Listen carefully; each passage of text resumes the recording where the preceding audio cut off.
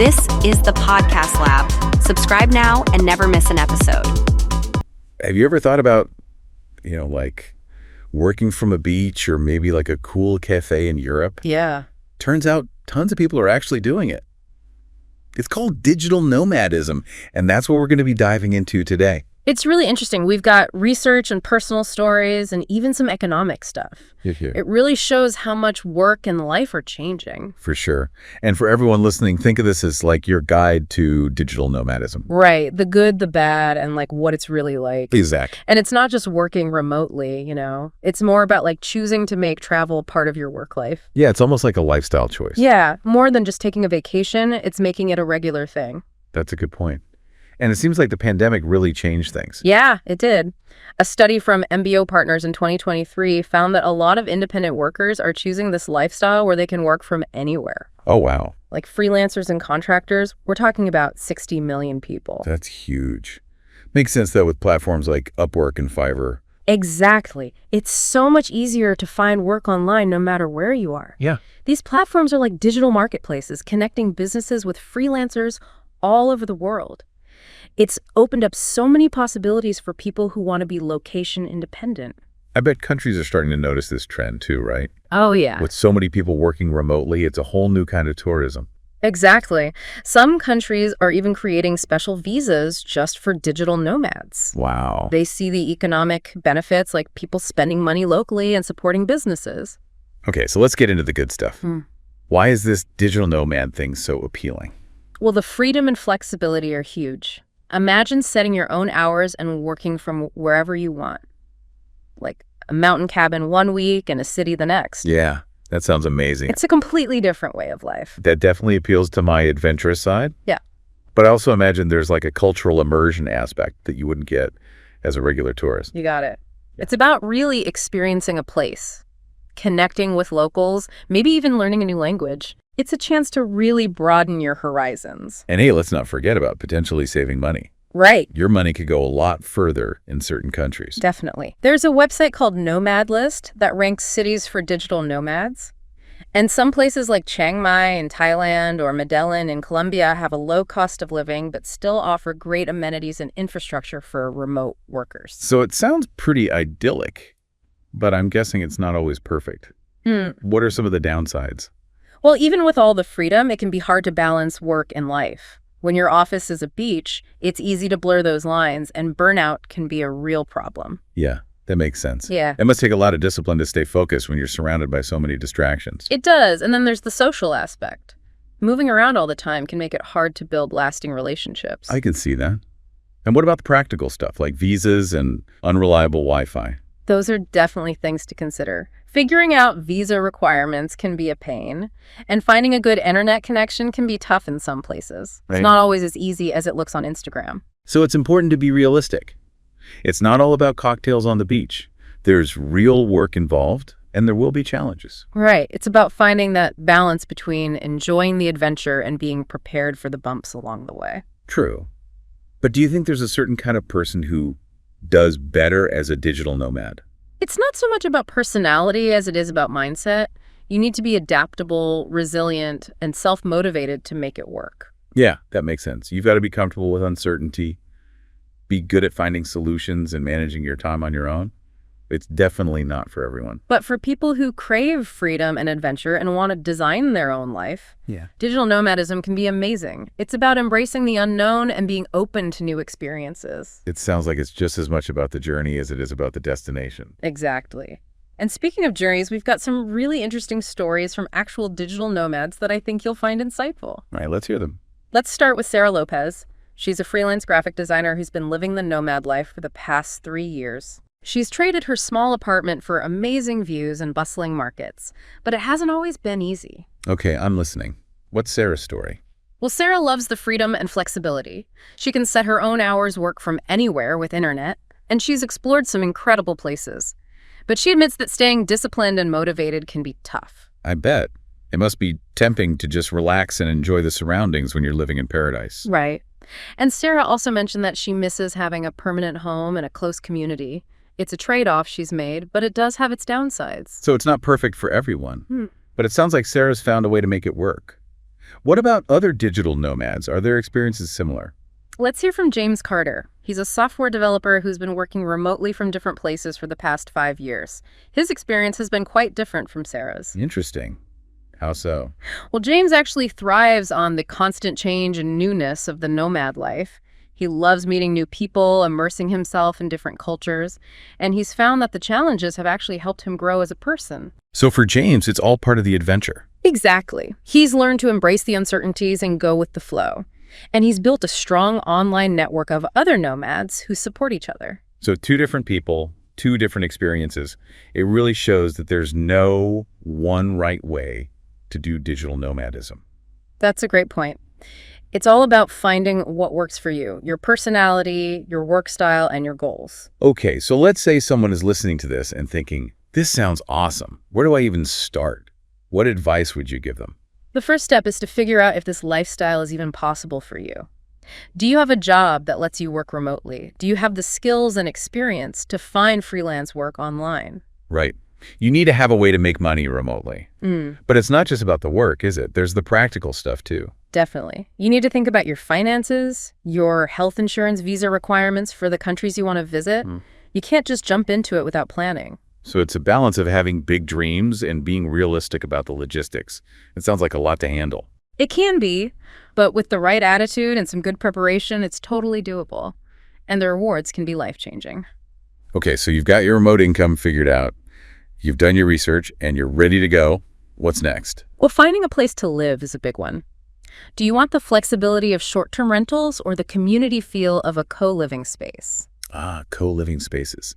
I've heard of those, but could you explain what they are? I'm sure our listeners would want to know. Of course, co-living spaces are basically shared housing designed for digital nomads and remote workers. Oh, okay. They offer private rooms or apartments, but with shared areas for socializing, working, and sometimes even cooking together. So it's like a built-in community right there in your living space. Yeah. That sounds like a great way to deal with the loneliness that some nomads experience. Exactly. And a lot of co-living spaces organize events and workshops, which are great for connecting with people, learning new skills, and exploring your surroundings. So it's not just about having a place to sleep. It's about feeling like you belong and have support. That's really cool. And then there's the question of where you'll actually work. While working from a hammock on the beach might sound nice, it's not always practical. Having reliable internet and a comfortable workspace are important for most digital nomads. Yeah, that makes sense. So co-working spaces are probably a good option. I've heard those are becoming more and more popular. They are, and they're perfect for nomads. You get a dedicated workspace, reliable internet, and often the chance to meet other remote workers. It's like a mix of an office and a social club made for the digital nomad lifestyle. Exactly. And a lot of co-working spaces offer flexible memberships, so you can pay for just the time you need. It's a great way to stay productive and connected while you're traveling. So we've covered a lot in this first part. The appeal of digital nomadism, the challenges, the practical stuff, and even some real-life stories. It's been really interesting so far. It has, but we've only just scratched the surface. I know, right? In the next part, we'll look at the bigger picture, like the economic, social, and even ethical sides of digital nomadism. It's a big topic with a lot to think about. I'm excited to keep going with this and see where it takes us. Stay tuned for more.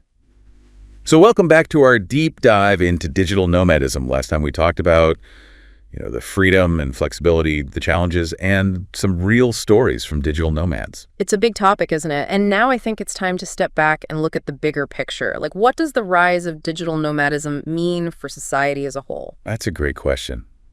It's not just about people working from cool locations. It's about a potential change in how we work, live, and interact with the world. Exactly. And one area we're already seeing change is the workplace. Oh, yeah. As more people choose remote work, it challenges the idea of a traditional office. Companies have to rethink how they do things like collaborate, communicate, even company culture. It's like work and life are becoming more and more blended. What does that mean for things like work-life balance and productivity? That's a big question.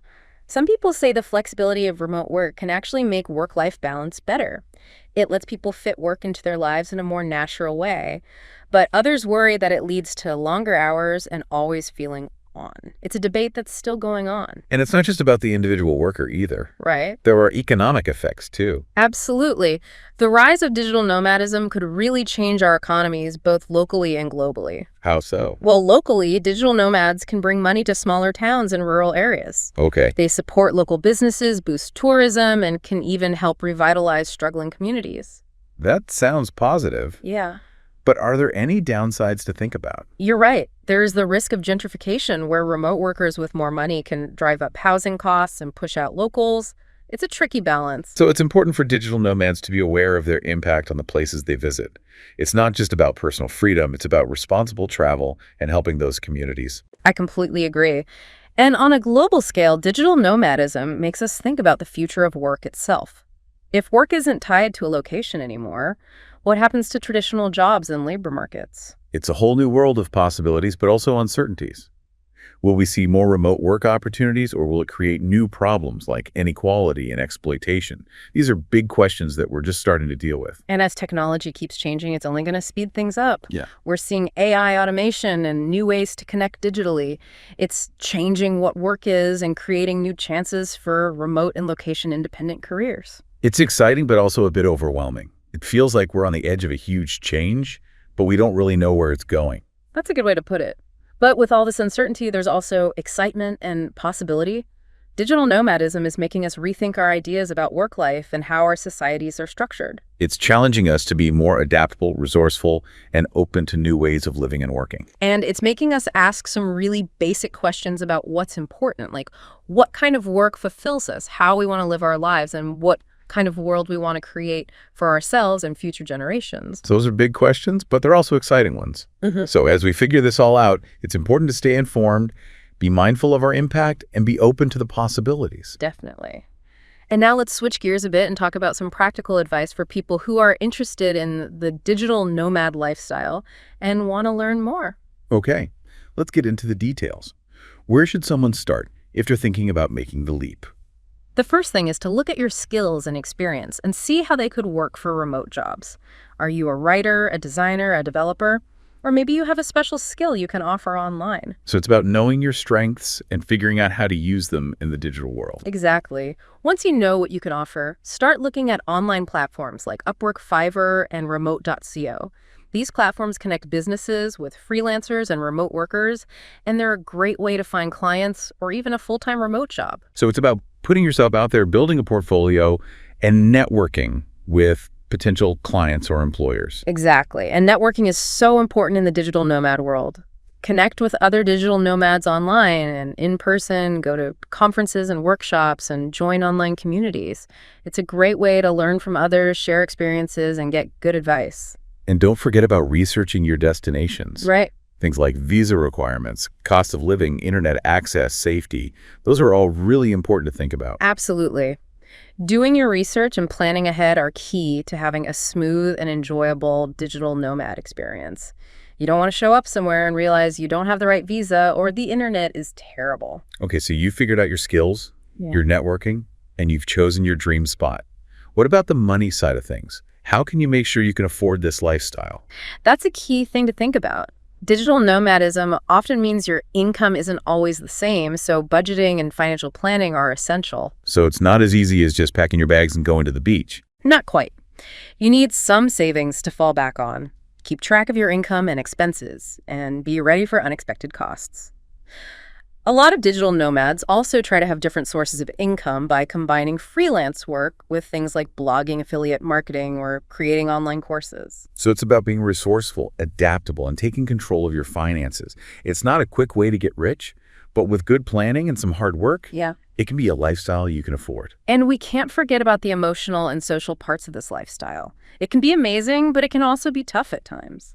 It's important to stay in touch with people back home, build a support network with other nomads, and take care of your mental and emotional health. So it's not just about the work and travel, it's about taking care of yourself and your relationships. Exactly. Digital nomadism is about creating a life that's fulfilling in every way, professionally, personally, and emotionally. It's about finding that balance where your work, your passions, and your love for adventure all come together.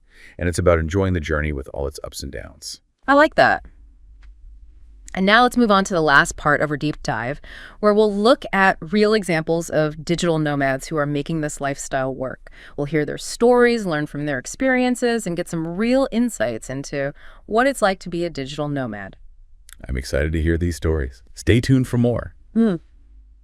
All right, so welcome back to the deep dive. Yeah, we've talked about a lot, haven't we? From working from anywhere to the challenges of, actually making it work. And now it's story time. I always love hearing from people who are actually living this life. It makes it feel so much more real. Me too. Stories really bring things to life, And we've got some great ones today. Okay, awesome. So let's start with Lisa. Okay. She's a freelance writer who's been traveling the world for the past 5 years. She actually started with just her laptop and a backpack. Wow, really? Just like that? Yep. She was feeling burnt out from her corporate job and decided to just go for it. That's brave. Now she's built a successful business writing for clients all over the world. That's amazing. It shows you what can happen when you take that first step, even if it's scary. What are some things Lisa's learned along the way? She says self-discipline and time management are super important. It's easy to get distracted when you're in new and exciting places, but you still got to get the work done. Yeah, for sure. It's about finding that balance between work and exploring. Yeah.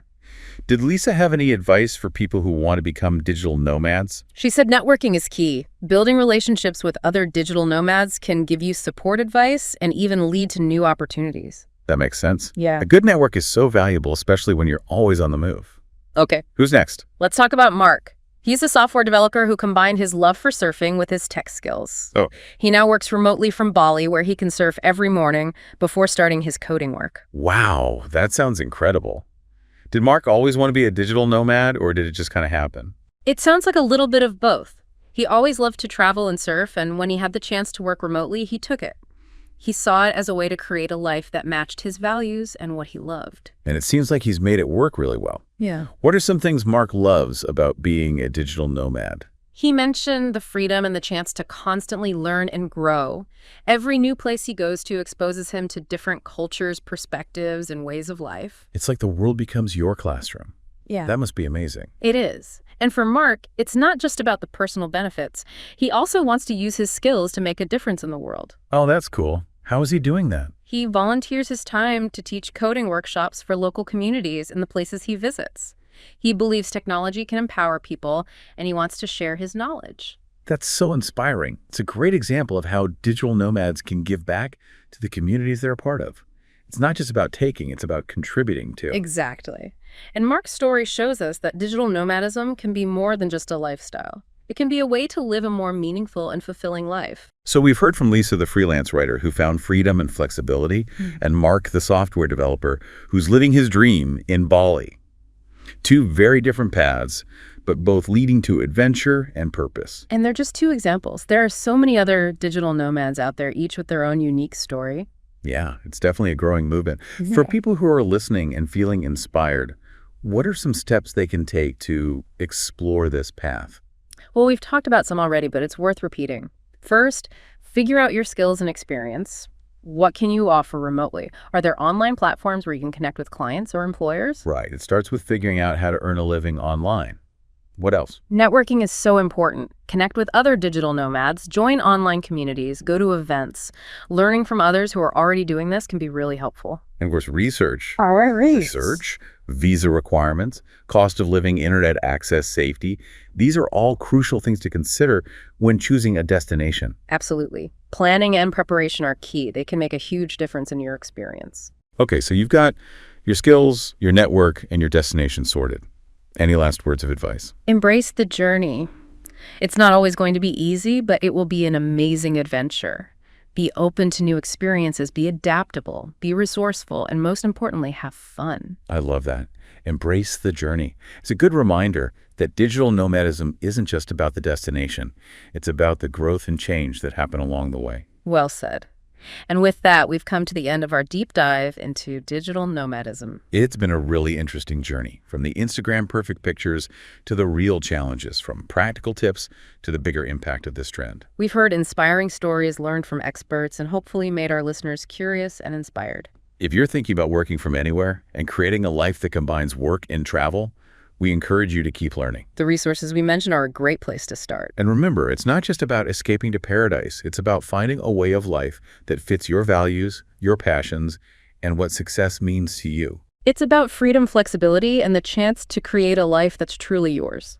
And who knows, maybe we'll see you on a beach in Bali or in a co-working space in Lisbon someday. Until then, happy travels and keep exploring. This is The Deep Dive signing off.